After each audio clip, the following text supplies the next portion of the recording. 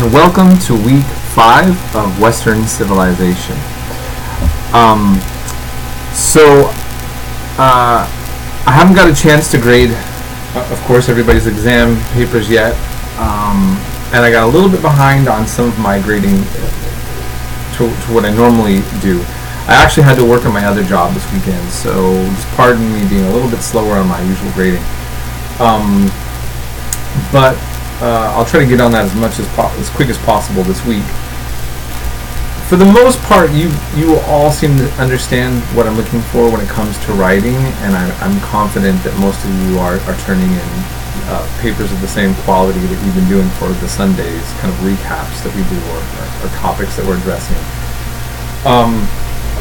So now we're going into Rome, and so keep in mind, this is what's important, is that we're talking about Western civilization, its roots, and now we are really nailing down the most obvious foundations for Western civilization.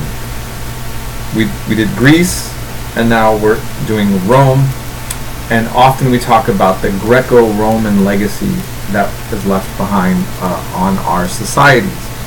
The idea of having a republic.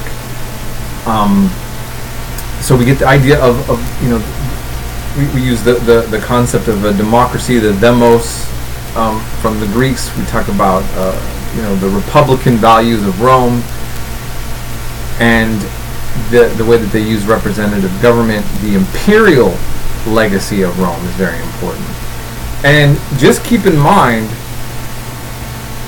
how much that all of Western civilization, and we can even count Russia. I'm trying to remember right now in the lectures. I always try to go through my lectures again since they're pre-recorded. But I'm drawing a blank right now. But just in case I didn't, keep in mind that Russia, they converted to Christianity. We'll learn more about that later. And so maybe I think I mentioned this later.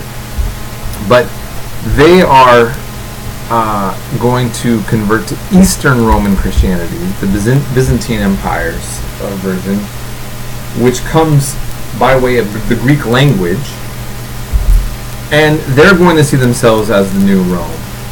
And essentially, everywhere you look within the Western world, the idea of becoming a Roman Empire, or having something about Rome, is always going to be celebrated, or you're going to see it certainly celebrated or alluded to in political discourse.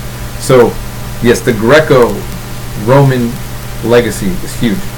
And by next week, we're going to start talking about how that affects much of Western Europe's Germanic tribes. So what we really haven't accomplished yet, and something that I like to stress in this class, is that Western Europe is full of mainly, not only, Germanic tribes and Celtic tribes that are pagan. They are decentralized, and you're going to have this conflict with Rome, and eventually Rome is going to shape the way that these tribes that are pejoratively called barbarian are going to look at themselves. And most white people in the world that have a European background, whether it's from the Far East Slavic areas to Western Europe and the British Isles, Scandinavia, have cultures that are directly shaped by this Roman legacy, but then also the rest of the world, as you see the world powers take place. And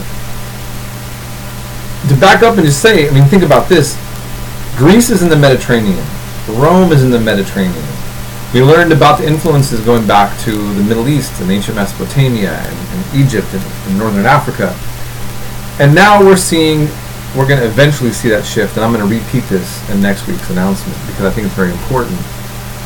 And unfortunately, this is a very important topic to white supremacists and separatists that are gaining momentum on the political scene across Europe and America right now, which is something I will somewhat address a little bit more next week. the idea and a way in which that people have looked at all these histories shifts with with the issues of the times, and they can go for very negative, and some could say positive. The bottom line is that this legacy and understanding it's very important, and it takes us into many discussions that are really taking place, especially now, not just in the United States, but I'd say even more concretely within Europe right now, because Europeans that study their own history are more aware of this type of legacy, and they're looking at that in light of the immigration crisis. Just to give you a hint on some of the things I'll kind of just discuss a little bit in the announcement next week. But in any case, I think you'll find this information interesting.